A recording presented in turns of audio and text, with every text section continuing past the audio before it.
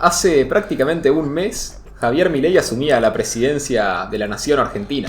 En este video vamos a ver exactamente qué hizo en este primer mes de gobierno y si fue positivo o negativo y qué consecuencias tuvo para el país. Soy Facundo Jurisic, estoy acá a mi derecha con Isra Albornoz Molinari y esta es la 90ª reunión de la Mesa del Caos. Así que bueno, básicamente la idea de este video es hacer una especie de relato cronológico, ¿no? Yendo en orden desde el 10 de diciembre, ese día de la Asunción, hasta llegar a la actualidad, 9 de enero ya del 2024. Así que, bueno, básicamente el primer hecho del gobierno de Milei, como dijimos, fue la Asunción, y de ahí lo destacable, podríamos decir que fue más que nada las relaciones internacionales, ¿no?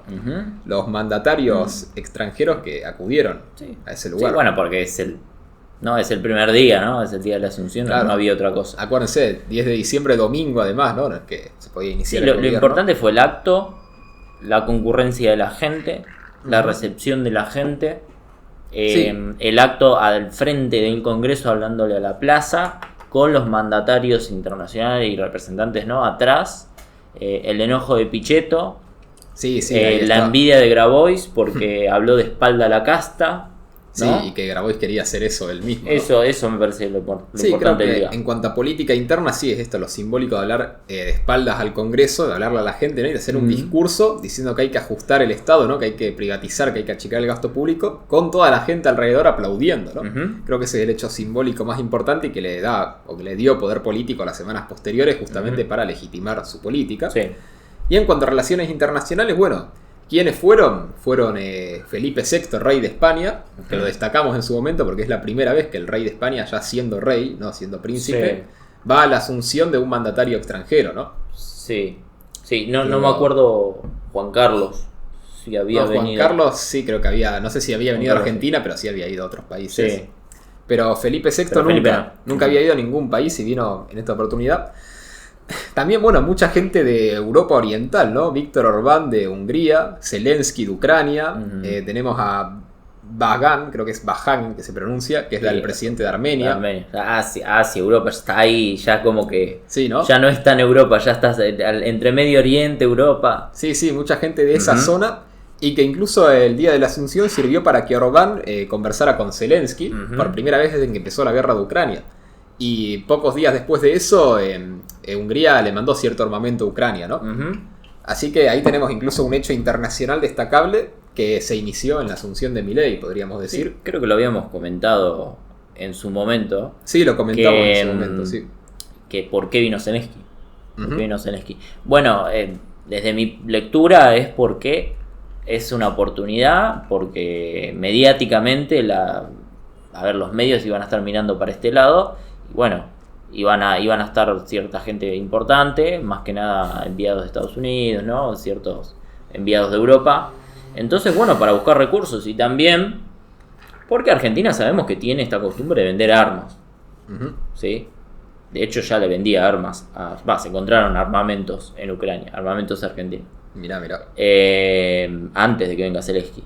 Entonces, bueno, yo creo que lo que vino a buscar es más armas, porque esto lo dijimos en su momento, pero Estados Unidos, ahí hay como un proyecto, un pedido, más que nada del Partido Republicano, de cortarle el financiamiento de armas a Ucrania. Sí. Entonces como un mecanismo de ajuste. Sí, está buscando más aliados por ahí. Entonces, eso sería el fin de Ucrania, literalmente. Si Estados Unidos le corta el financiamiento de armas, el abastecimiento de armas, es el final de Ucrania directamente. Sí, porque se queda sin munición y depende de que le manden munición de afuera. Totalmente. Sí, pero bueno, entonces básicamente eso. Y de Latinoamérica, o más bien de Sudamérica, vinieron acá a la asunción de Milei Santiago Peña, presidente de Paraguay, ¿no?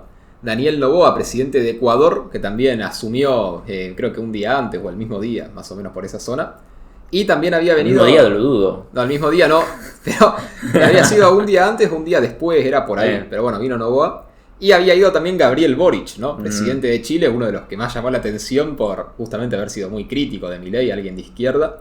Y que, por ejemplo, Lula, siendo también similar, no vino acá a Argentina, ¿no? O, bueno, otros presidentes de izquierda como Luis Arce, ¿no? En Bolivia, por ejemplo, que tampoco vino. Sí. En cambio, Boric sí que vino a la asunción. Pero buen diálogo por parte de Arce con el gobierno entrante argentino. Claro, sí, normal. No sé si bueno... Bueno, o sea, no es como Evo que ya Claro, mejor que Evo. mostró obviamente. una oposición en cambio Arce, mostró, bueno, vamos a ver qué hace. Sí, y también vino la calle Pou de Uruguay, ¿no? Sí, Uruguay siempre va a estar. Pero bueno, básicamente esos son los que vinieron. Bueno, lo importante es que Lula al final se trató de convencerlo. Mondino viajó a Brasil para tratar de convencerlo vía intermediación, ¿no? De Scioli. Sí, no vino. Y no pudo. Bueno, siempre fue tradición, ¿no? Que los brasileños y los argentinos siempre las primeras visitas son uno con el otro, ¿no? Sí, y bueno, que... y Chile siempre está en las asunciones, y Argentina en la asunción de los mandatarios chilenos, y los chilenos en la asunción de los mandatarios Sí, bueno, ahí argentinos. se respetó la institucionalidad. Sí, en el caso la de Brasil, tradición. ¿no? Ya Bolsonaro creo que no había venido a la asunción de Alberto en su momento. Y bueno, básicamente... Igual es raro, ¿no? Vino Bolsonaro, raro que esté Lula. Bueno, eso iba a decir, ¿no? Que vino Bolsonaro, que es ahora el líder de la oposición de Brasil, y bueno, Lula no vino.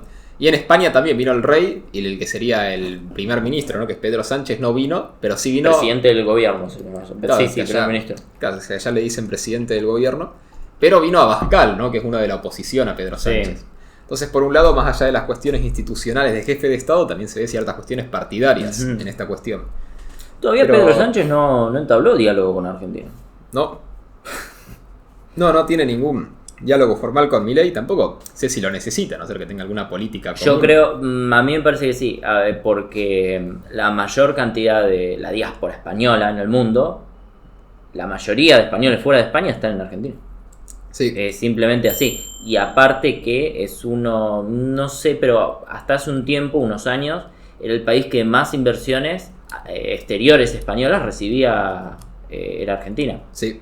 Así Y que tendría yo diría que que tener sí, no algún- sé ahora cómo está con México, no sé si México ahora recibe más inversiones, me parece que sí, pero hasta hace unos años era así. Claro, Entonces, no sé si Bueno, si sí. está muy bien lo que está haciendo estratégicamente hablando. Sí. No hablando de modales No. o de futuro, ¿no? Por eso puede ser. Pero bueno, básicamente eso, y la otra cuestión destacable de esto de políticos extranjeros en la asunción de Milei, fue la reunión que había tenido un día antes, el 9 de diciembre, Bullrich con Gustavo Villatoro, que es el ministro de Seguridad de Bukele, ¿no? Sí. Y que ahí hablaron, bueno, justamente sobre política de seguridad, y que podríamos decir que le sirvió a Bullrich, viendo lo que pasó posteriormente con el protocolo antipiquetes y con, bueno, ya toda la desarticulación que están intentando hacer con los narcos. Podemos decir que esto fue un hecho que pasó desapercibido, pero que tuvo su impacto a mediano plazo, en este mes que pasó, ¿no? No sé si viste que ahora, por ejemplo, Puyaro, el gobernador de Santa Fe, que está también con una política de seguridad bastante fuerte, en coordinación con Bullrich, tuvo que mudar a su familia de Rosario, por todas las amenazas de los narcos, ¿no? Sí. Entonces, básicamente eso es lo que creo que es interesante. Y la otra cuestión interesante, ya pasando de días, ¿no? Ya siendo 11 de diciembre, el lunes, es que se empezó a ver, bueno, esto de la ley ómnibus, ¿no? Que en ese momento todavía no se sabía si iba a ser una ley y un paquete de leyes. Y que mucha gente pensaba que le iban a mandar al Congreso el primer día de gobierno. Y bueno, se fue dilatando, finalmente la mandaron el 27 de diciembre, ¿no? Y también, bueno, no sé si te acordás la sensación de ansiedad de ese lunes que Milei no había mandado ninguna ley, ningún decreto, nada. Y mucha gente ansiosa diciendo que ya tenía que mandar algo. Esos son más Sí, o bueno, menos. todos pensábamos, ¿no? que era posible eso, después nos dimos cuenta que no, que primero había que armar las comisiones en el Congreso, ¿no? Primero había Sí, que había la que hacer ley no ciertas estaba cosas. totalmente redactada o totalmente saber qué parte iba a ir a la ley o qué parte al decreto, o cómo articularlo Bueno, eso. bueno, a ver, redactada sí, se supone que estaba, pero estaban revisando a ver que no se lo bajen con... No, como bueno. al fin terminó pasando en parte, que la justicia no... No, bueno, por no eso le estaba bajaron la redactado, digamos, el borrador a las intenciones, pero no al 100% con toda la cuestión jurídica. A eso voy. Y después, bueno, lo otro importante que pasó el lunes, interesante, es que se empezó a conformar el bloque de cambio federal, ¿no? Este bloque que al principio iba a nuclear a Monzó, a Pichetto, a Stolbizer, y que finalmente terminó nucleando también a la coalición cívica, a los de Schiaretti, y que, bueno, ahora es uno de los bloques más importantes para que Milei pueda pasar la ley, ¿no? Y esto también empezó a formarse este lunes, que se pensaba que esa gente iba a ser parte del bloque del PRO y se separaron. Entonces, bueno, Sí. básicamente eso. Y ya pasando lo de la asunción, ¿no? Las cuestiones del lunes, esto que dije recién, ya el martes fue cuando Caputo anunció las famosas medidas, ¿no? El día de... Claro. Acá noté las que generaron más impacto. Bueno, antes de eso, Adorni había anunciado que se reducía la administración pública nacional en un 34%, ¿no? Y después, bueno, sí, Caputo anunció las medidas que también se retrasaron. Al principio iban a ser para las 5, después para las 6, después anunciaron 7 y pico, ¿no? También con Qué toda la lejano que impaciencia. quedó, ¿no? pensándolo, que fue el 12. 12 de diciembre. El 12 de diciembre. Que ahora se ve como lejano, ¿no? Porque ya pasó un mes. Claro, un mes. Y además pasaron muchas cosas este mes, pasaron ¿no? muchas cosas. Es mi percepción, ¿no? Se piensa como lejano, me parece a mí, y como poco. Porque las medidas que fueron devaluación. Sí, acá están, ¿no? Justamente, devaluación 800, que se aumentó el impuesto país para las importaciones, el anuncio de que se terminaban las CIRAs, ¿no? El sistema de importaciones de masa, pues la suspensión de la pauta oficial, reducir las transferencias discrecionales a provincias, suspender la obra pública y el aumento de la tarjeta alimentaria y la asignación universal por hijo. Sí, muy pocas medidas, muy tibio. En su momento decía, ay, sacaron la pauta y lloraban, ¿no? Unos periodistas. Fabián Checopar, por ejemplo. Es que yo creo que el tema es lo que se decía en su momento, los más impacientes, que al final creo que tuvieron razón en parte, que decían, bueno, si el gobierno de Milei es esto, ya fracasó, ¿no? Y justamente, sí, estas eran medidas fiscalistas de urgencia, como dijo el propio Caputo, para tratar de ir saneando las cuentas, pero que en realidad las medidas de verdad, bueno, era el DNU y la ley. Sí, por ahí era para enviar señales. Yo creo que acá se está poniendo el foco los primeros días, o sea, la lógica de la forma de gobernar es, por ejemplo, comunicar todos los días, porque tenemos la conferencia de Orni, todos los días, y encima esas conferencias al principio sí se daban noticias de nuevas medidas, pero después las últimas conferencias no son nuevas cosas, son explicaciones de cosas de la semana pasada o de la anterior. Sí, o sea, esa es la lógica. Pasando. Y acá es cuando empezaron, ¿no? Esta lógica de lo importante es comunicar ciertas cosas para dar señales al mercado. Eso es lo que yo veo y a la política, ¿no? Sí. También creo que justamente en esto que decíamos de la impaciencia de ese momento, que no podían estar una semana y pico sin hacer nada, sino que algo tenían que anunciar, ¿no? Que sea para que se vea que está empezando el gobierno. Creo que iba también por ahí, ahora viéndolo en retrospectiva, ¿no? También, bueno, lo que se anunció este mismo martes o el miércoles creo que fue los Bopreal, ¿no? Los bonos estos para los importadores, que finalmente creo que de todas las medidas económicas fueron el mayor fracaso, ¿no? Porque hasta ahora no se vendieron mucho, se vendió una parte bastante menor, y bueno, ese es un problema que está teniendo el gobierno ahora, pero bueno, se anunciaron en este momento, y también fue cuando se bajó la tasa de interés de los pases del Banco Central, ¿no? Sí. Que se había bajado de 110 hasta 100%. Sí, congelaron las LELIQs, ¿no? No, eso fue después. Pero bueno, básicamente esto, y la noticia de esta semana, yo creo que la noticia por ahí más impactante es que con todas estas medidas, el dólar contado con liqui bajó en vez de subir. Y bueno, fue cuando estaban los anuncios de que la brecha había llegado incluso al 20 y pico por ciento, 30, que después siguió bajando la semana próxima y llegó incluso por debajo de 20, con un contado con liqui en 900 pesos. Sí. Un poco menos creo que pasó la barra, creo que yo 800 y algo. Llegó a 890 y algo, sí. Sí. Una brecha que estaba al 200%, ¿no? Recordemos. Sí, y que incluso ahora también se vuelve a ver lejano porque el contado con liqui ya está a 1200, ¿no? Ya la brecha está en 47%. Claro, pero con un dólar, no a 350, un dólar a 800. Claro, sí. Por eso, y entonces, bueno, básicamente hay que ver ahora qué medidas se toman si es que se quiere volver a bajar la brecha, aunque sea estabilizarla ahí donde está. Ya en este momento me acuerdo que se hablaba de que la brecha del 50% era como el tope máximo, ya más de 50 ya era un problema. Y ahora está ahí 47, así que ahora... Bueno, el dólar supuestamente se iba a ir devaluando un porcentaje. Sí, 2% mensual. 2% Esto mensual. Se anunció también acá, pero bueno, no te baja nada la brecha eso, es anecdótico. Entonces, bueno, básicamente esos fueron los anuncios de esta semana y la liberación de precios. Creo que también otra cosa importante, ¿no? Se terminaron los controles de precios. Y esta fue la semana que más impacto generó con todos los precios que de un día para el otro subieron un 100%, un 80%, ¿no? Un 70%. La nafta que subió un 37% esta semana. Y que después las semanas próximas se fue regulando, se fue estabilizando algunos, otros siguieron subiendo, pero menos, ¿no? Y ahora vemos que en enero, aparentemente, la primera semana se desaceleró la inflación un poco. Y de hecho la inflación de diciembre, no salió el dato oficial de Nación, pero sí el de la ciudad de Buenos Aires. Que no sé si lo viste. No. Que salió justamente hace un rato y te dio 21,2% de inflación. Muy bajo. Bueno, para lo esperado, obviamente comparado con los datos anteriores es alto, pero para lo esperado, tras todas estas medidas de evaluación, de regulación de precios, todo, se esperaba que subiera más todo, ¿no? Recordemos que las primeras semanas de diciembre la inflación estaba viajando, si mensualizabas la primera, segunda semana de diciembre, la inflación terminaba en un 45%, 47%, dijo Adorni en la última conferencia de prensa. Y después los datos empezaron a dar, no, bueno, en realidad está cerca del 30%. Bueno, vemos que acá la inflación de la ciudad de Buenos Aires. Dio 21%, hay que ver cómo está el conurbano y el interior, pero no creo que esté muy alejado. Va a estar por debajo del 20, por debajo del 30, y no sé si cerca del 30, quizás 25, quizás cerca del 20, no me sorprendería con este dato de la inflación de la ciudad de Buenos Aires, que acá los precios suben más rápido en capital. Generalmente en provincia por ahí se retrasan un poco, por ahí la gente busca ir a comprar al almacén, Puede ser, en lugar de ir al supermercado. No lo sé, pero va a estar muy por debajo, bastante por debajo del 30. Entonces ya vemos expectativas a la baja, muy importante. Sí, más que nada con esto de finales de diciembre, principios de enero.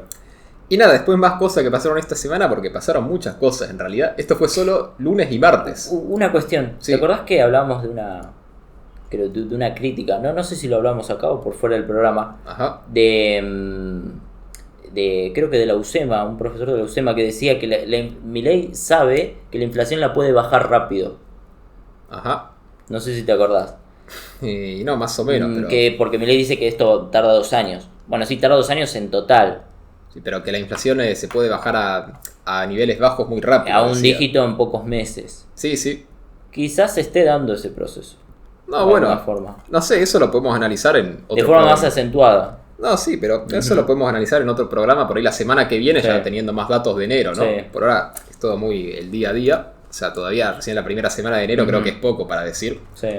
Pero bueno, siguiendo lo que pasó esta semana de la Asunción, ¿no? El Banco Central compró 750 millones de dólares, justamente con esta devaluación, mientras pasaba todo esto, empezó la acumulación de reservas que también culminó ahora con ya una compra de reservas de 3.300 millones, creo, que ahora se va a usar para pagarla al FMI en enero.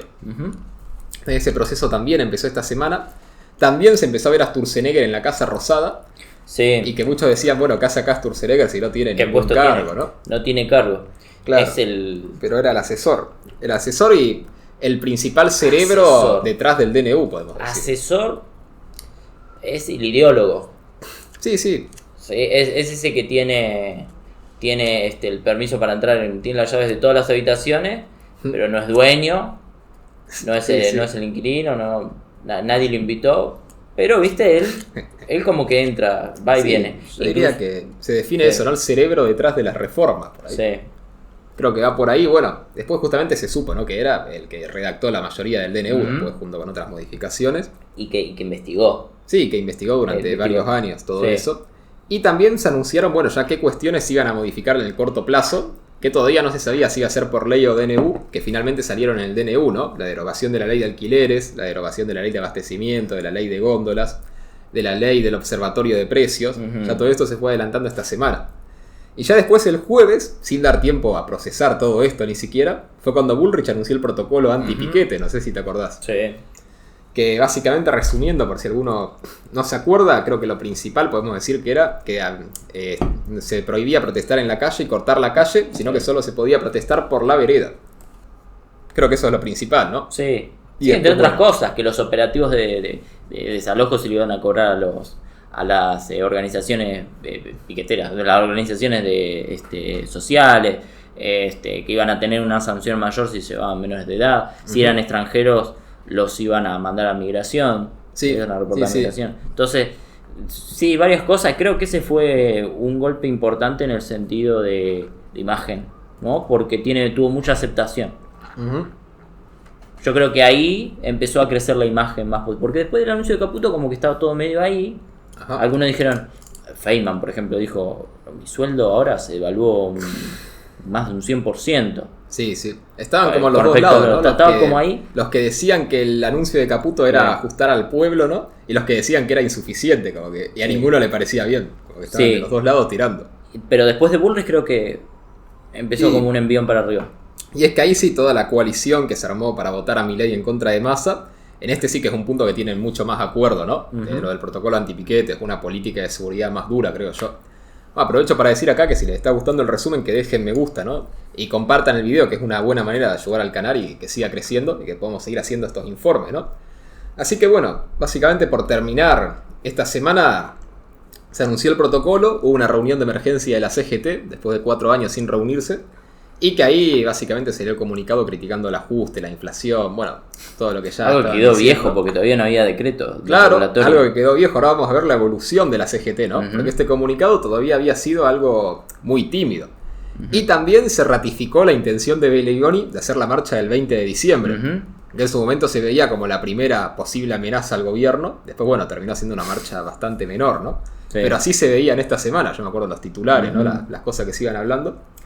Y bueno, básicamente el jueves también Ferraro convocó la reunión del Consejo de Políticas de Infraestructura para empezar a ver lo de la obra pública financiada por el sector privado, que ahora es algo que ya está en la ley de bases, ¿no? Que está ahí los artículos que reglamentan todo eso.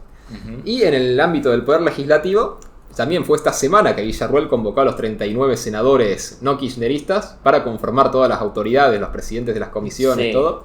Y lograron el gran acuerdo dejando afuera al kirchnerismo de todos los puestos de poder, salvo la vicepresidencia del Senado. Sí, yo creo que ese fue uno de los puntos que más confianza generó en el gobierno y en el mercado, como que hay un acuerdo, no unión por la patria, pero el resto sí hay acuerdo y hay diálogo y hay apoyo real, ¿no? Sí. Por lo menos para formar las comisiones. Entonces yo creo que ese fue como otro viento de cola. Sí, ahora viendo la semana... Confianza. Totalmente, viendo la semana así en retrospectiva, más allá de los anuncios de Caputo, creo que sí que mucha de la confianza vino de esto del protocolo, de esto de Villarruel reuniendo a los senadores. Sí, sí. Y bueno, y Aresco hizo una encuesta, ¿no? De esta semana específica, y esta es la encuesta que dio a Milei con 61% de imagen positiva.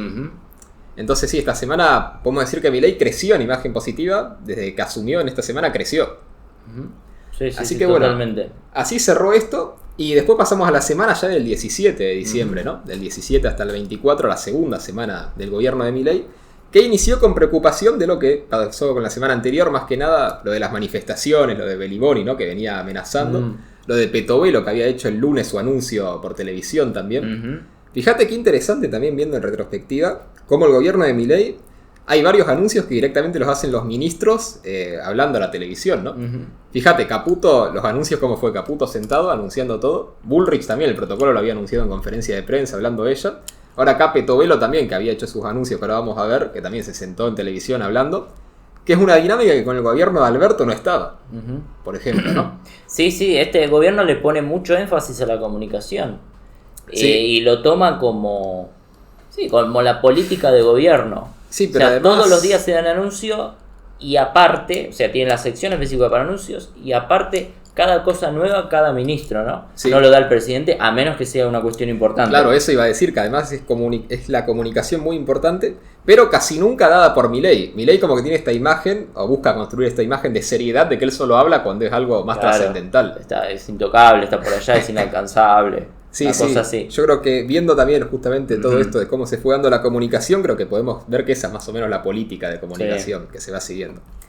Y bueno, básicamente Petovelo acá anunció, aparte del protocolo de Bullrich, que el que cortaba la calle iba a dejar de recibir los planes, ¿no? Y bueno, tuvo ahí la resolución ministerial, todo. Más la opinión pública ahí, la imagen positiva ahí sube. Sí, y además habilitó la línea 134, junto con el Ministerio de Seguridad, ¿no?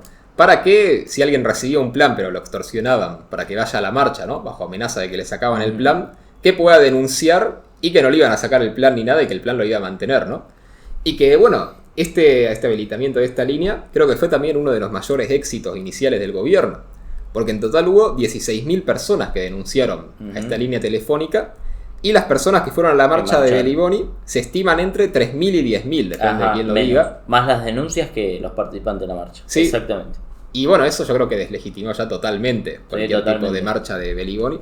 Además de que la marcha fue un fracaso en sí mismo, ¿no? O sea, no cortaron ninguna calle, lo intentaron en algún momento. Por 5 minutos, creo que una de las diagonales se tuvo cortada. Diagonal norte. Por 5 minutos, más o menos. Sí, la intentaron cortar, la cortaron un poco, pero ya los despejaron. La 9 de julio no se cortó. Se cortó, la diagonal norte se cortó, pero no porque se quedaron ahí, sino porque del Obelisco hacia Plaza de Mayo caminaron y como eran unos cuantos se ocuparon la calle, pero siguieron caminando y la policía los iba empujando. Sí, sí. O sea, por unos minutos y fueron caminando y ya está. No, por eso fue algo muy breve y la mayoría sí fue por la vereda y la marcha se visibilizó, ¿no? Se mostró en los medios, hicieron los reclamos, pero parece que no generó mucho apoyo en general, así que la marcha en general podemos decir que fue un fracaso para el polo obrero, para Bellinoni en general. Que bueno, igualmente ahí nos adelantamos un poco porque eso fue el miércoles de esa semana, pero ya para comentar que está relacionado, ¿no?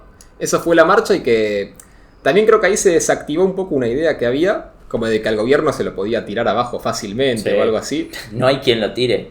Al final era, esto lo veníamos diciendo hace tiempo, que, bueno, acá no, creo que acá no, pero sí, yo me acuerdo cuando charlaba yo con algunos compañeros que tengo conocidos, ¿no? Del PRO, ¿no? Radicales, por ahí, Sí. que son eran del antiguo Juntos por el Cambio, Sí. que yo les decía, bueno, pero ¿por qué no hacen las medidas?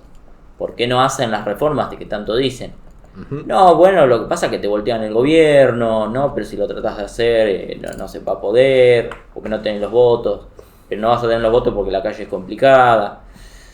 Y yo siempre tuve la postura de que no hay quien, o sea, no hay para armar. Vos para voltear un gobierno tenés que tener un movimiento y tenés que tener un liderazgo y tenés que tener una alternativa. Sí. Si no, los actores políticos no suelen golpear por golpear. Por ejemplo, cuando sacaron a De la Rúa, había toda una movida para poner a algún peronista. O sea, hubo un acuerdo, por ahí estaba el acuerdo entre el peronismo y Alfonsín. Pero acá no hay nadie, porque está Cristina que se quiere ir, Alberto no, Massa pierde, Kicillof, por ahí. Sí, y además que no hay es muy difícil. Además que no hay ningún proyecto político ni económico, claro, ¿no? Y los peronistas Porque y los kirchneristas no están muy juntos como para voltear. Bueno, claro. con Massa No, sí pero logró quizás juntarlos por un tiempo, No, pero incluso aunque estuvieran juntos, digo, cuando lo tiraron a De la Rúa, obviamente que había unas políticas claras para seguir, que era, bueno, salir de la convertibilidad, de evaluar, hacer había ciertos puntos concretos que se estaba de acuerdo para un gobierno. En cambio ahora, yo lo que veo es que el kirchnerismo y el peronismo, digamos, aliado al kirchnerismo, critica las cosas de Milei, pero no sabe qué alternativa proponer, ¿no? Entonces tampoco es que tengan una política de gobierno. Y tienen además la experiencia demasiado reciente de ya ganar con Alberto sin tener ningún tipo de política común para proponer. Y ya saben que eso es un fracaso. Y que nada, si encima ahora asumen y tienen un fracaso así, ya sí que ya está, es el fin. No, claro, nadie quiere agarrar la papa. La papa caliente, ¿no? Bueno, entonces básicamente, sí, eso, totalmente.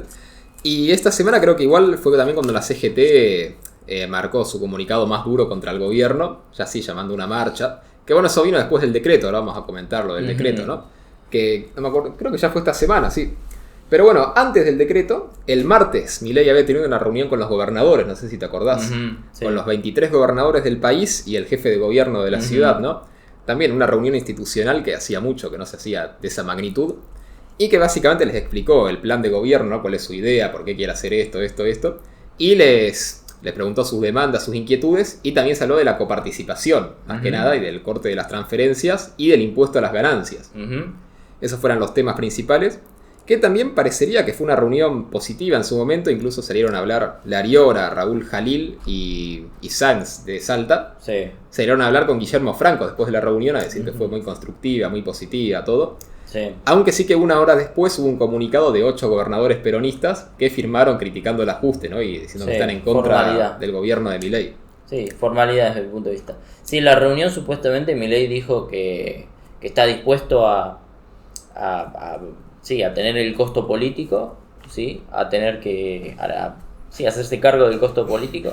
Y claro, más que nada por el impuesto a las ganancias, por la subida del impuesto a las ganancias. Por restituir el impuesto a las ganancias, aunque después de esa reunión se pensaba que se iba a reponer rápidamente y todavía no, ni siquiera está en la ley base, ¿no? Todavía no. Y bueno, sí, fue positiva también desde afuera. O sea, lo dijo el propio gobierno, pero desde afuera como que se vio una imagen como que fue positiva. Porque supuestamente Milei llegó, les dijo hay que ajustar, le sacó los choferes y los hizo volver en taxi a los gobernadores. Sí. De hecho se los vio subiendo a los taxis, ¿no?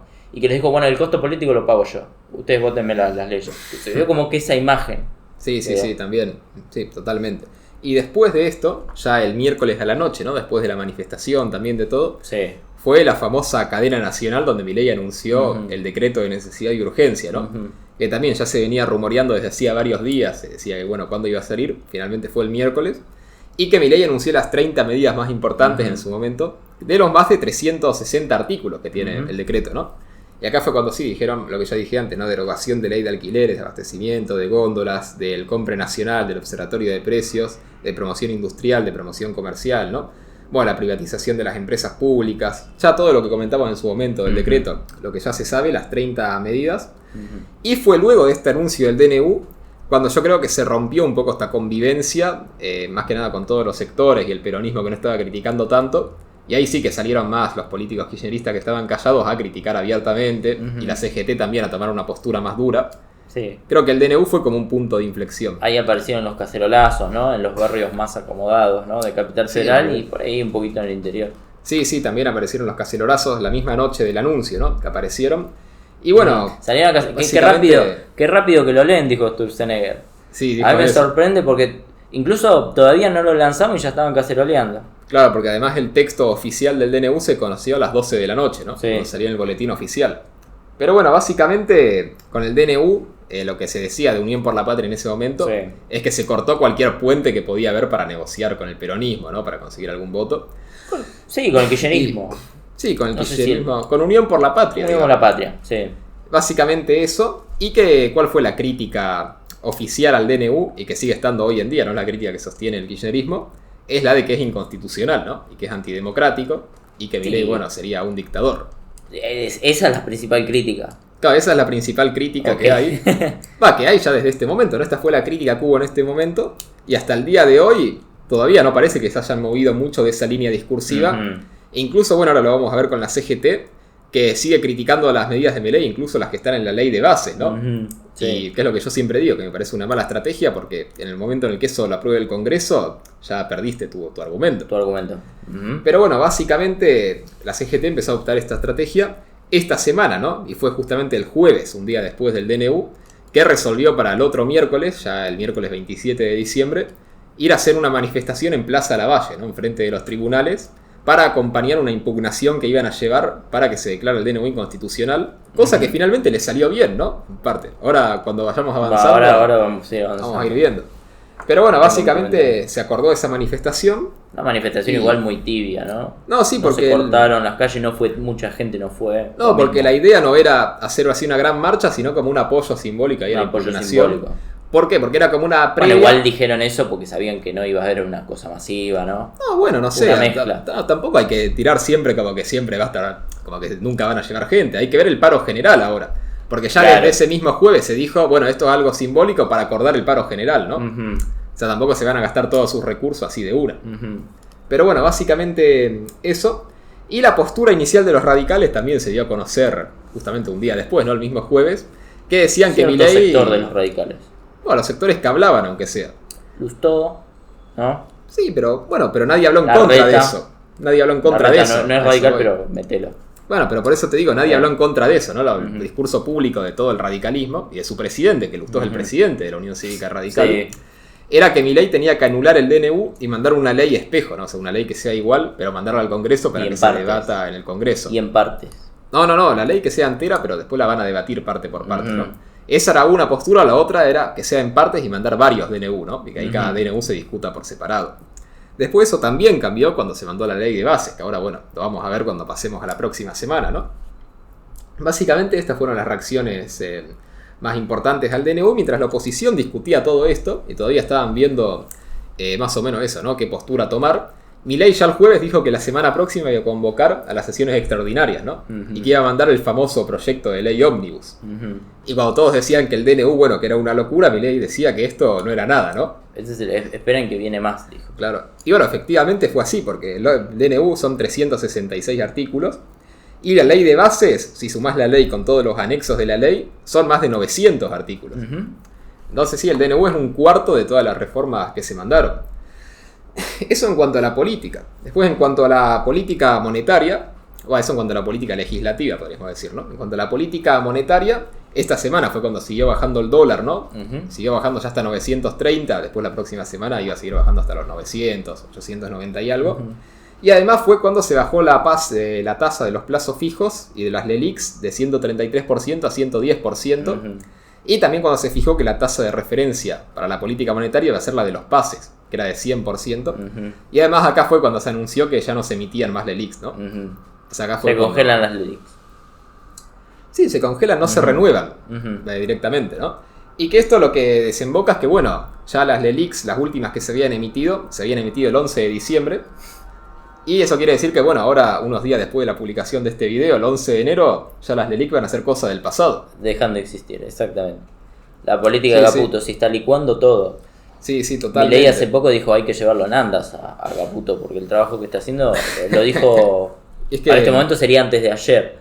Por el trabajo que está haciendo es directamente el ajuste más grande. El ajuste más grande, no sé por qué no lo tuvieron en cuenta como argumento, ¿no? Ajá. Porque se dice que el ajuste es un 60% a la casta y un 40% al pueblo. Y no tienen en cuenta el ajuste cuasi fiscal dentro de ese porcentaje. Bueno, lo que pasa es que el ajuste cuasi fiscal también en parte le pega al pueblo, ¿no? Porque te baja la tasa de los plazos fijos. No sé, me parece relativo eso, me parece que... Bueno, pero relativo no, pero te baja la tasa, te baja de 133 a 110. En el ajuste cuasi fiscal, ¿en qué porcentaje para vos le pega al pueblo y en qué porcentaje le pega a los bancos? No sé qué porcentaje exactamente, habría que ver qué porcentaje de los plazos fijos están directamente respaldados por LELIQs. Bueno, ahí está. Lo que pasa es que son las dos cosas, ¿no? Yo creo que el sistema financiero anterior era una burbuja de la cual se beneficiaban los bancos, pero también se beneficiaba el crecimiento de pesos de la gente que ponía plata en plazos fijos de manera artificial, ¿no? Porque esto en términos nominales, pero acuérdate que en términos reales, con el aumento de la inflación, la tasa real cayó más todavía, ¿no? Si bajás de 133 a 110 y encima te sube la inflación, la tasa real está por el suelo. Sí. Yo creo que lo que se ajustó es a cualquier activo que esté relacionado al sistema financiero anterior, que tenga que ver con el Banco Central. Uh-huh. O sea, en general todos esos activos se licuaron completamente. Uh-huh. Creo que va por ahí la cuestión. Pero sí, el mayor ajuste es el sistema financiero en general, ¿no? Creo que a todos sus actores. Pero bueno, eso básicamente... Bueno, yo creo que los más grandes tenedores son los bancos. Eso es lo que pasa. En cantidad siguen siendo más a la casta bancaria, podemos decir. Sí, no sé, habría que ver los números. Porque el tema es que las LELIQs y los plazos fijos están ahí, están empalmados, ¿no? Pues las LELIQs existían para mantener la tasa de interés de los plazos fijos. Que era una tasa de interés que en el mercado real no existía, ¿no? Pero bueno, básicamente esta es la discusión financiera, ¿no? Después podemos pasar a la próxima semana, del 24 de diciembre, que, bueno, siguió con todas estas discusiones de qué hacer con el DNU, ¿no? Todavía se discutía entre la oposición, esto, ¿no? ¿Qué hacer? Y Milei ya empezó a desplegar más su estrategia que siguió hasta hace unos pocos días, ¿no? Hasta ayer, podríamos decir, que era la de presionar a los diputados a decir que había que aprobar todo en conjunto, que no se iba a negociar nada y que los que querían negociar estaban buscando coimas, ¿no? Que querían dividir para ver cómo conservar su puestito, su curro. Y además que decía que, bueno, que no tienen conciencia de la gravedad de la situación, ¿no? Y que efectivamente hay necesidad y hay urgencia y hay que pasar todo lo más rápido posible para evitar la hiper. Fue cuando los sindicatos empezaron a decir no hay necesidad ni urgencia, no vemos la urgencia de estas medidas. Por el decreto y también por el proyecto de ley. Sí, totalmente. Entonces, básicamente toda esta etapa discursiva empezó esta semana, que bueno, como dije, siguió hasta hace unos días. Y el martes fue cuando Milei llamó a las sesiones extraordinarias, ¿no? Y el miércoles fue cuando mandó la ley de bases. O sea, se dio todo bastante rápido, digamos. Y el tema es que la ley de bases cambió el eje de la discusión, ¿no? Sí. Porque lo que se venía discutiendo por esta semana, que fue el DNU, que se discutía si el presidente tenía las atribuciones o no, si había necesidad, si había urgencia. Y con el envío de la ley se empezó a discutir, bueno, ya más el contenido de la ley, ¿no? Sí. Y también se discutió, ¿no? Se criticó que, bueno, que la ley era demasiado grande, ¿no? Que se podrían haber mandado varias leyes. Sí, querían recortarla más, ¿no? Que eso fue Milei tiró una crítica de que, bueno, quieren eso porque quieren coima, ¿no? Sí. Ahí está el punto. Pero bueno, la discusión del DNU pasó a segundo plano, también porque algunas cuestiones del DNU se modificaron en la ley, y porque la propia ley incluye un artículo que dice que se ratifica el DNU, ¿no? Entonces, más o menos todo el mundo pasó a entender que, bueno, si se aprueba la ley, el DNU es legítimo. Entonces, toda la discusión esta de la inconstitucionalidad, de si es legítimo o no, si hay necesidad de urgencia, yo creo que fue pasando a segundo plano, por ahí no inmediatamente, pero a partir de que se mandó la ley cada vez perdió un poco más de relevancia, creo yo. Y también empezó la negociación para empezar a conformar todas las comisiones, ¿no? Para tratar justamente la ley y para ver qué comisiones iban a tratar la ley, que finalmente van a ser solo 3. La de legislación general, la de asuntos constitucionales y la de presupuesto. Sí, que eso fue justo a último momento, ¿no? Podemos decir gran victoria. Sí, esa fue una victoria totalmente de la Libertad Avanza. Porque como mínimo se había establecido 4 por lo menos. Como querían 20, ¿no? Sí, algunos de Unión por la Patria, algunos radicales y también algunos de Pichetto decían, bueno, no, tendrían que ser, algunos decían 17, otros 18, otros 20, otro creo que dijo 22. Estaban hablando de esos números. Y bueno, obviamente el gobierno decía que si se ponía tal cantidad de comisiones que no iba a llegar nunca la ley y que iban a tardar cada comisión un mes para hacer su propio dictamen. Y que bueno, básicamente por eso el gobierno quería pocas comisiones y que además todas las comisiones discutieran todas juntas, ¿no? Que eso se puede hacer, es el plenario de comisión y que todas den un dictamen ya unificado, no que sea cada una por su cuenta. Y se hablaba de 4. Ok, se hablaba de 4, finalmente sí iban a ser todas juntas y iban a ser 3. Iban a ser 3. O sea, mejor que el mejor escenario previsto. Sí, es básicamente que la ley va a pasar muy rápido. Y los presidentes son todos de La Libertad Avanza, excepto Espert, que es de Avanza Libertad, que es más o menos lo mismo. Sí. Pero bueno, básicamente esto, también en estos momentos, después de publicada la ley, ya el jueves, el viernes, los radicales también empezaron a poner sus objeciones a la ley, ¿no?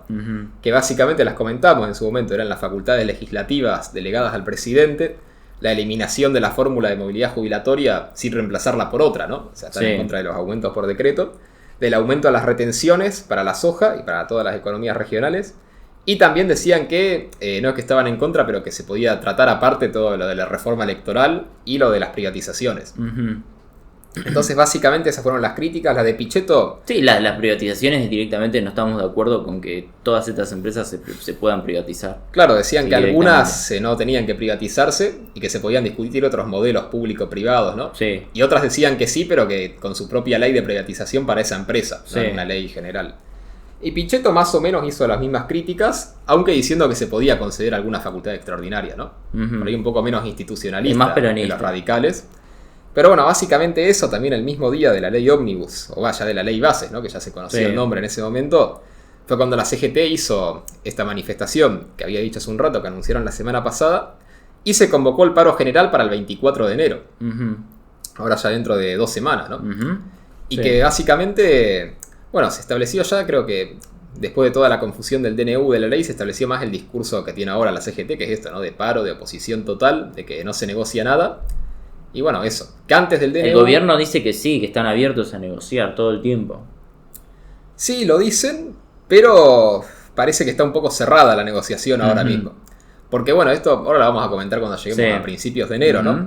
Pero básicamente, antes de que se publicara el DNU había más diálogo, incluso Franco se reunió varias veces con la CGT, ¿no? Pero después del DNU ya vieron todas las reformas laborales que había y se pusieron completamente. Pero bueno, esto en cuanto a la CGT... Después también esta semana, poco después de que se publique la ley, Milei dijo que estaba planeando una nueva ley, o un nuevo decreto, que no se sabía todavía. Un nuevo decreto se habló. Que se iban a derogar 160 leyes más, decía. O 160 normas más, no me acuerdo bien. Entonces fíjate cómo te pone el DNU y no te da tiempo que pase una semana y ya te pone una ley más grande. No te da tiempo ni a pensar en esa ley y ya te dice ahora va a haber un nuevo decreto derogando más cosas. La estrategia es comunicar gobernando, comunicar sí, pero comunicar gobernando.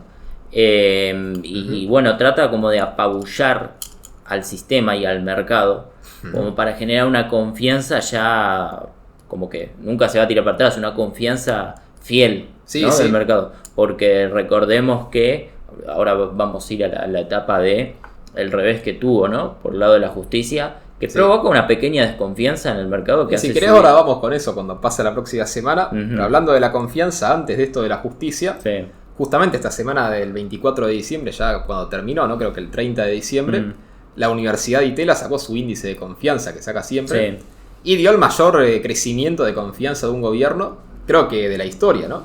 Que creció, creo que era un 108% la confianza en el gobierno, algo así. Y que llegó a los niveles de cuando asumió Macri o de cuando estaba Alberto, cuando apenas había empezado la cuarentena. En pandemia. Sí, entonces llegó a esos niveles. Fíjate cómo con estas medidas así tan contundentes consiguió reconstruir la confianza en el gobierno cuando al final del gobierno de Alberto, ¿no? Y que ya estaba ya en sus últimas semanas, la confianza en el gobierno estaba por el piso, era la más baja de la historia. Bueno, nadie confiaba básicamente, ¿no? Así que bueno, eso. Y también esta semana lo otro que se oficializó ya con los artículos oficiales, ¿no? Ya reglamentado, es el sistema que había anunciado Caputo, el sistema estadístico de importaciones, para empezar a registrar justamente la deuda comercial de las empresas anteriores, con el sistema anterior, para justamente poder empezar a licitar los BOPREAL, que también ya se habían anunciado, y que se empezaron a licitar después la semana posterior. Y lo otro que se anunció fue la famosa tasa Kicillof, ¿no? Ujú. que se habló mucho, que la dijo Milei ahí en una entrevista, Con Majul, que sí. yo creo que se tomó muy seriamente y todos empezaron a hablar de, bueno, qué impuesto se va a crear. Y yo no sé hasta qué punto se va a crear realmente una tasa Kicillof o si fue algo más de marketing. No sé, porque Milei dijo que lo tiene pensado implementar. Sí. Casi lo dijo el presidente, ya no lo puede decir por decir, pero bueno. No, bueno, No pero sé hasta qué punto puede decir que vaya. lo tenía pensado, pero que después vio que no era viable. Sí, es algo así. posible. Fíjate la imagen positiva de Milei cómo está, al punto de que puede decir estas cosas y después por ahí, bueno, lo pensé después y me parece que no. Ah, bueno, El igual punto es eso. cómo se va a financiar eso, ¿no? Claro, o sea, hay que ver Igualmente. que se va a tener que pagar la deuda. La multa, podríamos Multa. decir, por expropiar YPF, se va a tener que pagar igual, con tasa Kicillof o sin tasa Kicillof, Ujú. ¿no? Pero bueno, sí, esto generó bastante revuelo. Yo me acuerdo que me sorprendió porque yo vi eso y no le presté mucha atención a lo de la tasa Kicillof y después vi todo el mundo hablando de eso, ¿no? Todo el Como mundo, sí, el sí. punto más destacable de la entrevista. Bueno, para mí no fue lo más destacable, pero bueno. Bueno, pero para la es opinión lo que- pública, la sí. opinión pública, qué sé yo, la opinión mediática, vamos a decir. No, bueno, incluso también en redes sociales, ¿no? Yo Ujú. vi que la mayoría de gente hablaba de ese Ujú. punto, no de otras cosas. Pero bueno, básicamente la semana cerró con esto, ¿no? Cerró con la confianza del gobierno, podemos decir, en su pico más alto. Ujú. Y después ya la primera semana de enero, ¿no? Ya el 1 de enero hasta ahora la actualidad, podemos decir que cayó un poco la confianza del gobierno, aunque sea la sensación que hay. El mercado más que nada. Sí, por distintas cuestiones. Primero, bueno, esto que decíamos de los sindicalistas que estaban negociando. Efectivamente, los primeros días de enero se conoció que Cavalieri, del Sindicato de Comercio, había ido a reunirse con Petovelo, la ministra de Capital Ujú. Humano, Sí. y habían acordado que Cavalieri iba a implementar el sistema de indemnizaciones que propone Milei, lo va a implementar en su sindicato, que es el sindicato más grande del país, no es menor, ¿no? Sí. 1,2 millones de personas. Sí. Y que bueno, Petovelo a cambio le iba a firmar una resolución ministerial manteniendo las cuotas solidarias, ¿no? Este aporte Ujú. obligatorio que hace el trabajador. Aunque el trabajador iba a poder decidir no pagarlo, No pagarlo. pero iba a ser al revés, ¿no? O sea, el sistema planteado original era que bueno, el trabajador no lo paga y puede decidir pagarlo. Aceptación tácita. Claro, y en cambio Petovelo dijo que lo iba a implementar al revés, ¿no? Que se paga automáticamente, pero el trabajador puede decidir no pagarlo. Ujú.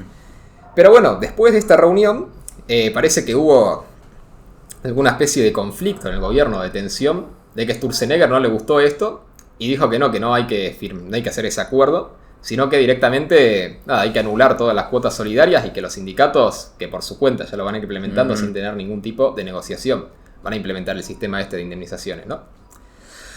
Ay, Y yo- después de... Ahí ya te termino. Sí. Y después de una reunión con Pose y bueno, con Petovelo y con Sturzenegger, se resolvió que bueno, que se va a hacer lo que quería Sturzenegger y como para buscar algún culpable, se lo echó a Horacio Pitrau, que era el subsecretario de Trabajo. Ujú.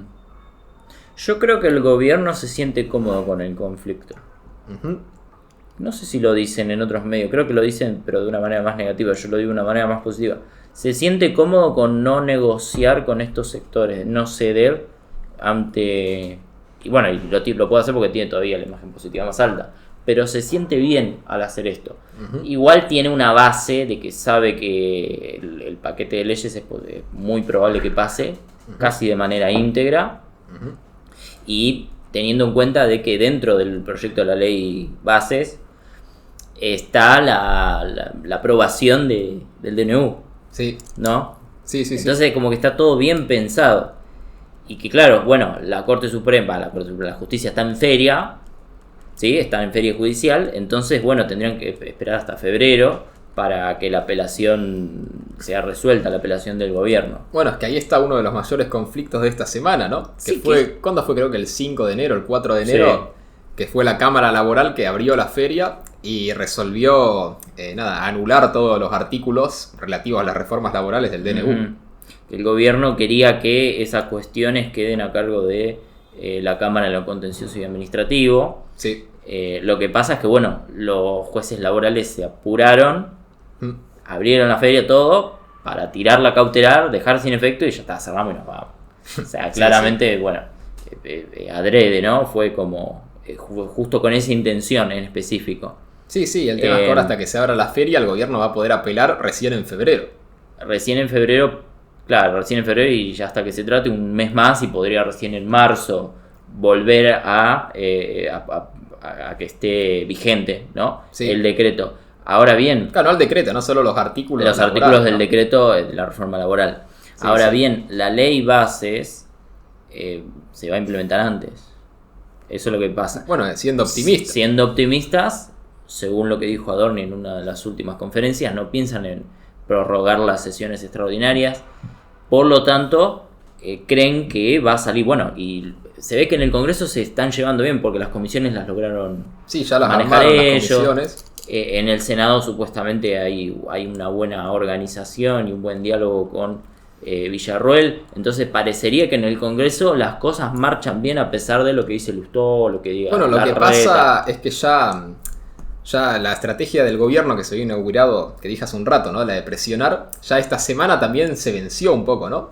Y ya vimos que antes de ayer, que Milei dijo, bueno, o sea, no se dio discursivamente, no dijo que va a negociar, pero dijo que bueno, que las sugerencias que sean mejores, que ellos las van a tomar. Sí. O sea, que lo dijo con un eufemismo, pero bueno, que básicamente sí, algo va a negociar, ¿no? Lo que pasa es que las comisiones las manejan ellos.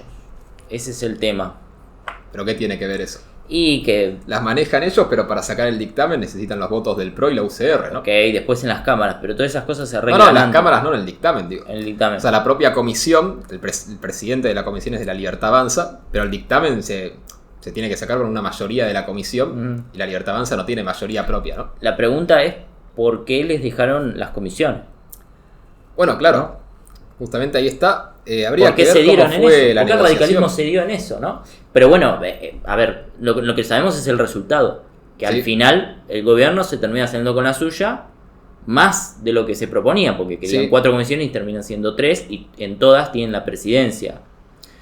Entonces, bueno, qué sé yo, las señales están como para que salga la ley, se apruebe en la mayoría de los casos, incluyendo el artículo que dice que el DNU va a quedar vigente. Claro, ahí entonces no creo que se llegue a instancias de esperar que la justicia... No, bueno, por eso. Yo igual creo que sí, que si va bien la negociación, ¿no? Van bien todos los acuerdos, todo el diálogo. Que sí, que para finales de enero, capaz que principios de febrero, si se retrasa un poco, puede estar la ley aprobada en diputados.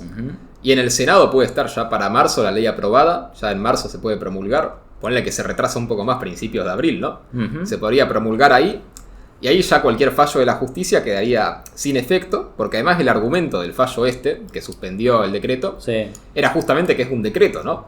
Y que siendo un decreto, el presidente no puede tocar esos temas por decreto.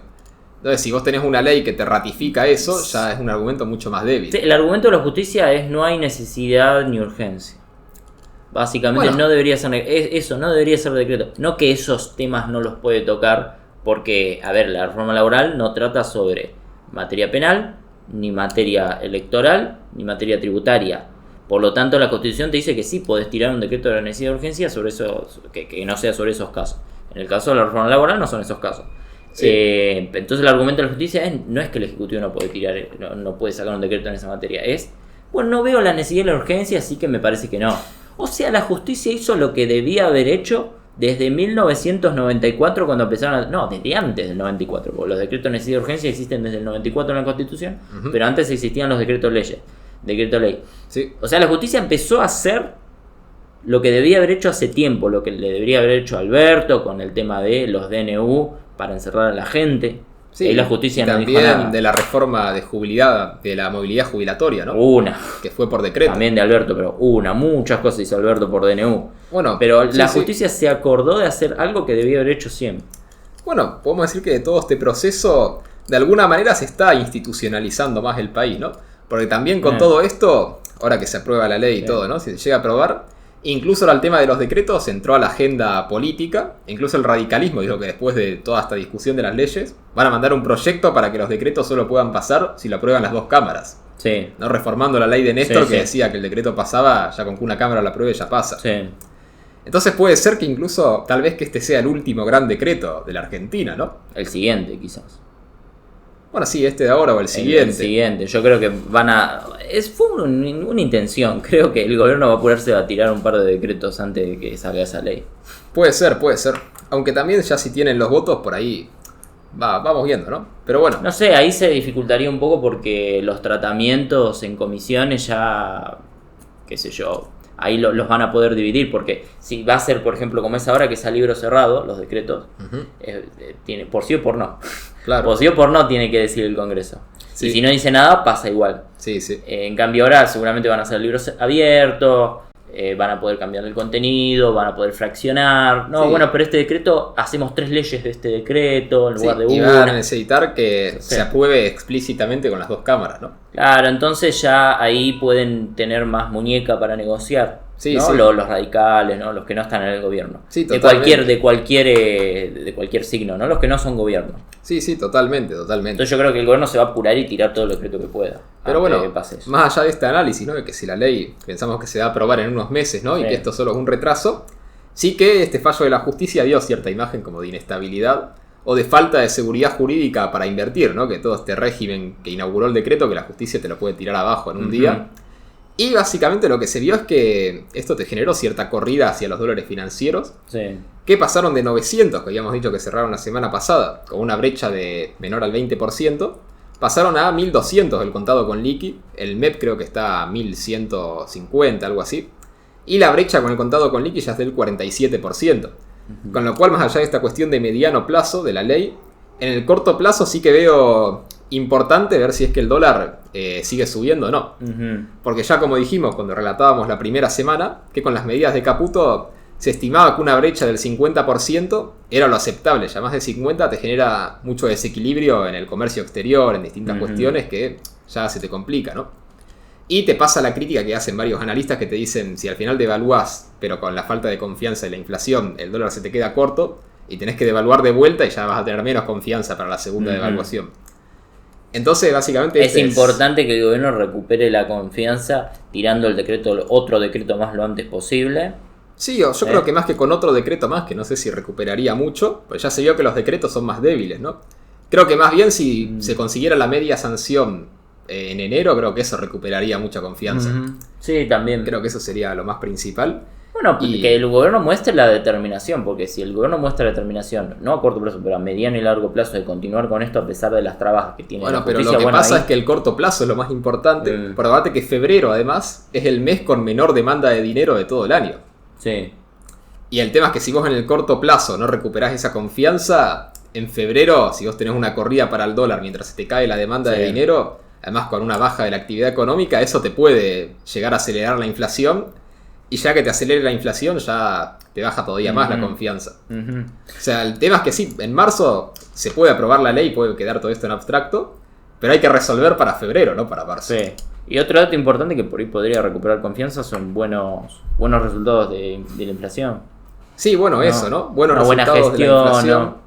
Un poquito de cada cosa. Sí, bueno, ahora que Un poquito de cada cosa. si se conoce el dato de la inflación de diciembre, si efectivamente es por debajo del 30, acordate que Milei esta semana también una declaración que hizo, que a algunos les sonó polémica, que dijo que la inflación del 30% es un buen dato, ¿no? Es un buen dato porque viajaba del 47-45. Claro, dijo eso, que iba al 45%. Y si sale 23 30. es para descorchar. Claro, por eso, si dijo que 30% es un buen dato y el dato sale, no sé, por ejemplo en 25, ni siquiera siendo muy optimista, ¿no? 25, comparado con la inflación de capital, sería bastante más alto. Sí. Ya eso se tomaría como que, mirá, Milei esperaba 30, incluso fue más bajo de lo que esperaba el presidente, Sí. ¿no?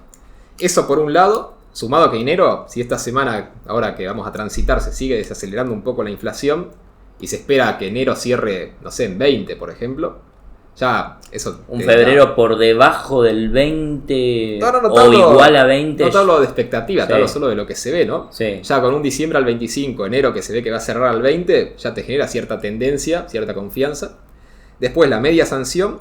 Después otra cosa que generó desconfianza esta semana fue que se retrasó el acuerdo con el FMI, ¿no? Que básicamente la reunión que iba a ser el jueves pasado se terminó retrasando. Después el viernes hubo una reunión con Bausili, el presidente del Banco Central. Sí. Y recién ahora, esta semana que estamos grabando ahora, recién se habla que bueno, creo que hoy se van a reunir Caputo y Pose con los del FMI. Sí. Entonces eso generó también cierta desconfianza o cierta expectativa de que tal vez no la aprueben el desembolso, ¿no? Sí. También hay que ver si, por ejemplo, si dentro de unos días se confirma que se aprueba el desembolso, ¿no? Y que se aprueba un programa nuevo, ¿no? Cierta renegociación, eso también te va a reflotar la confianza en la solvencia del Estado argentino. Totalmente, es hacer un poquito de cada cosa, como hacía Massa, un poquito de cada cosa para ver qué sale. Sí, sí. Y bueno, básicamente esto fue las noticias de esta semana. El mes, el resumen del mes. Claro, consecuencia de todas estas cuestiones. No, pero para que no terminó todavía. Consecuencia de todas estas cuestiones, la imagen positiva de Milei sí que cayó un poco, ¿no?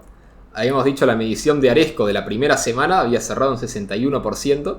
Ahora la semana que terminó el 5 de enero, fue viernes, ¿no? La semana que terminó el 5 de enero terminó con un 56% de imagen positiva de Milei. Justo la cantidad de votos. Sí, sí, que por un lado, o sea, esto tiene una cosa mala, pero una cosa muy buena también, ¿no? Por un lado la cosa mala, bueno, es obvia que cayó, ¿no? Cayó 5 puntos. La cosa buena es que eso, que mantiene el porcentaje que sacó en el balotaje y que es el 61%, en realidad era gente que había votado a Massa, una parte, ¿no? Por un lado mantiene ese porcentaje, y si en este momento de que se percibe por ahí cierta debilidad o cierta desconfianza, y que además es el peor momento del ajuste, si en este momento tiene 56, entonces 56, no sé, 50 es el piso. Pero cuando se recupere la economía, ¿hasta qué punto puede llegar esa imagen positiva, ¿no? Sí, yo igual no tomaría ese índice como que la población opina. No creo que la mayoría de la gente sepa esta cuestión de que, bueno, no sé, la justicia, duro revés de la justicia para Milei. No sé si ahí la opinión pública cambiaría, como, al final Milei... No, bueno, pero... un desconfío. Pero, por ejemplo, lo que sí ve la gente más directamente es que el dólar saltó de 900 a 1100, o a 1200. Puede ser, yo diría que es más una desconfianza, podríamos tomarlo como índice de mercado, más que índice de la gente, lo que opina la gente en general. No, bueno, pero lo que se ve es que efectivamente la imagen positiva bajó, ¿no? O sea, un porcentaje de la gente sí que va mirando estas cuestiones, aunque sea algunas. Yo creo que más que nada el dólar, lo que ve casi todo el mundo es el precio del dólar. Pero bueno, básicamente eso. Y ya para cerrar esta semana, habíamos dicho que empezó, bueno, con esta interna del gobierno, podríamos decir, y cerró con Milei dando una entrevista diciendo que no hay ninguna interna, ningún conflicto ni nada. Y que esas son discusiones que son normales, ¿no? En un grupo de trabajo y que se resuelven y ya está, no hay ningún conflicto mayor. Y te olvidaste de Milei en la Antártida. Ahí está, ahora iba con eso. Pero bueno, básicamente dijo eso. Y Francos, que se decía que era el más dialoguista, ¿no? O el que más quería dialogar con la CGT, también salió a hablar y dijo que sí, que hay necesidad y que hay urgencia y que hay que aprobar la ley lo más rápido posible, ¿no? O sea, ratificando la postura del presidente. Y supuestamente se consiguieron los votos de las provincias del sur, ¿no? Sí, con esta renegociación o corregimiento de la ley de pesca. Sí, puede ser que se hayan conseguido varios votos del sur. Y sí, además, este sábado pasado, Milei fue a la Antártida, no sé si lo querés comentar. No, bueno, supuestamente fue con la Comisión de Energía Atómica para empezar unos estudios sobre los plásticos y la contaminación de plásticos en las zonas pesqueras. Y la posibilidad de que los peces hayan ingerido plásticos y que después la pesca, ¿no? en las costas del continente después eso lo consuma la gente a través de la pesca, para iniciar una investigación, ¿no? Y también como gesto para reconocer, bueno, sí, le dieron ahí un regalo de un trineo, ¿no? Bueno, sí, el gobernador de Santa Cruz, Claudio Vidal, ¿no? Que... Bueno, tuvo una escala en Santa Cruz y después fue a la Antártida, ¿no? Claro, pero digo, con esto de los gestos, que cuando pasó por Santa Cruz, que el gobernador de Santa Cruz lo abrazó, ¿no? Y le dijo que espera muchas cosas de él, ¿no? Sí. Y le comentó uno de los que se quejó y que firmó el documento en contra de la ley de pesca, ¿no? Claro, sí, exactamente. Y bueno, ahora le dijo que sí, que espera muchas cosas, le comentó los temas de su provincia. Recordemos el gobernador de Santa Cruz que ganó con una alianza así, estas provinciales, que era con parte del PRO, parte del peronismo antikirchnerista, ¿no? Parte de algunos radicales. Sí. Y le ganó al sucesor de Alicia Kirchner, que estaba gobernando la provincia, ¿no? Sí. Y bueno, de hecho es la primera vez que gana alguien que no está vinculado al kirchnerismo desde que asumió Néstor como gobernador de Santa Cruz, ¿no?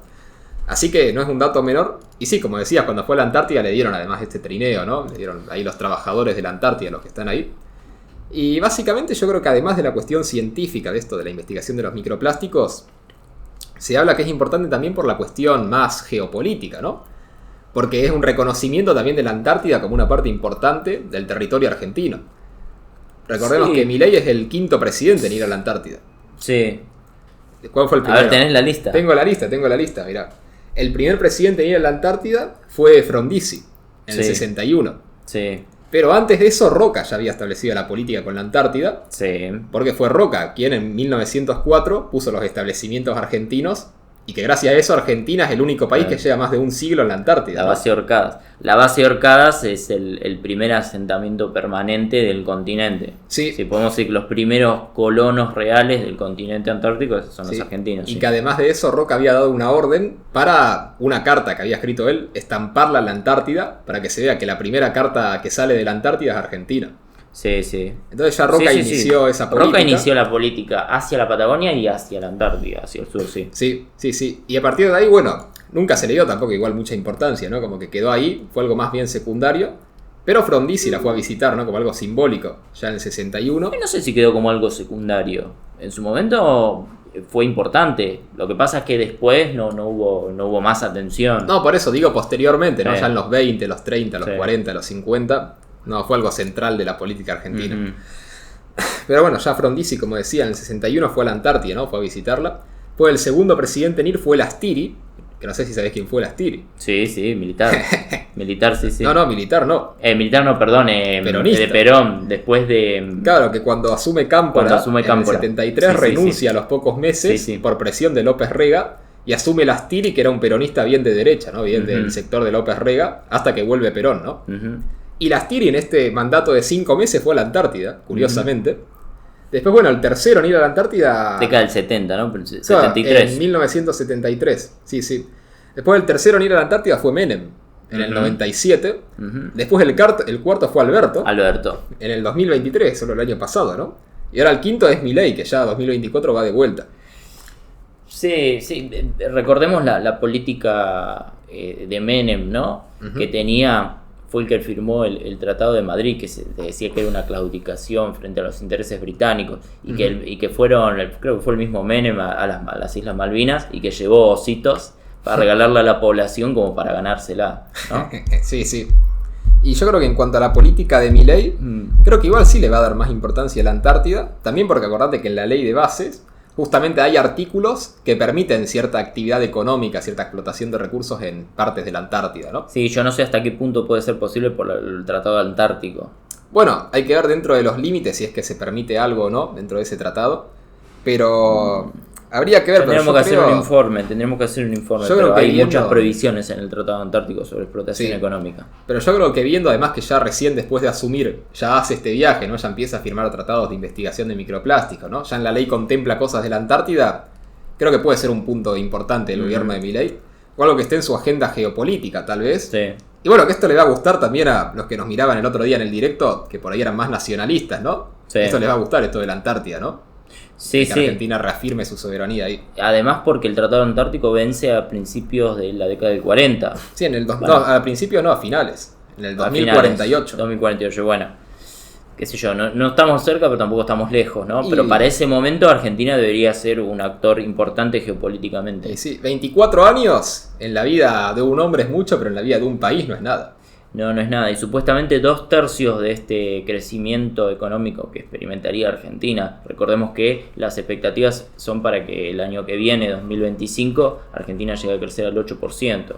Algo que tendría que continuarse por los próximos más o menos, no sé, 10 años. Sí. Y supuestamente en 15 años, 2/3 de todo este proceso ya tendría que estar realizado, con ese objetivo de que Argentina llegue a alcanzar y sobrepasar el PIB per cápita de Estados Unidos.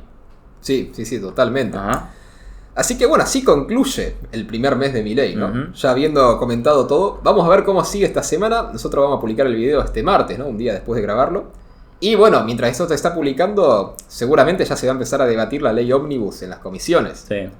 Así que bueno, después de todo este mes de enero que se debata todo, capaz que hacemos un resumen del segundo mes, ¿no? Y vemos ahí cómo fue lo de la ley, cómo evolucionó esto del dólar, si siguió subiendo, si bajó, si el paro de la CGT habrá sido un éxito o un fracaso, vamos a verlo también, ¿no? En ese momento. Así que bueno, no sé si querés agregar algo más. No, que después vamos a analizar algunos puntos por ahí del decreto, ¿no? Que son importantes, o de la propia ley. Sí, ¿no? Sí, vamos a seguir, sí. Así como después vamos a analizar el siguiente episodio, va a ser sobre la ley de pesca, ¿no? Ahí está eso. El jueves vamos a subir un video analizando eso, los cambios en la ley de pesca. Y vamos a seguir después las próximas semanas con cambios. Por ejemplo, podemos comentar lo de la ley de salud mental, por ahí los cambios en educación, cambios en ciertos sectores económicos, ¿no? Podemos hacer un video sobre la Antártida también, ya que estamos. Si es que hay mucha información, hay que ver la información que hay, ¿no? Podemos ver cómo evoluciona y de ahí ver si hay una política concreta con la Antártida. Sí, totalmente. Así que bueno, eso. Acuérdense, si les gustó el video, de compartirlo, que es una gran ayuda para que siga creciendo el canal. Y si nos quieren ayudar a hacer más este tipo de informes, de investigar leyes, de darle así un contenido muy profundo para analizar, bueno, justamente la política argentina. Pueden ayudarnos donándonos por el cafecito, que está el link acá abajo en la descripción, o suscribiéndose, ya sea por Patreon o por el botón de unirse, que está acá al lado de la suscripción del canal de YouTube, que nos ayuda mucho y bueno, tienen beneficios como ver los videos un día antes de que salgan, o poder votar en ciertos temas de un video a la semana, ¿no? Distintas cosas. Además de que pueden usar emoticonos del canal cuando comentan y tienen ahí una insignia al lado, y que obviamente les vamos a agradecer al final de todos los videos. Y en este sentido le agradecemos a nuestros suscriptores, nuestros primeros suscriptores que se suscribieron en el directo pasado, que son Lomaril y Sebastián. Así que bueno, muchas gracias a ellos dos y sin nada más que decir, nos estamos escuchando.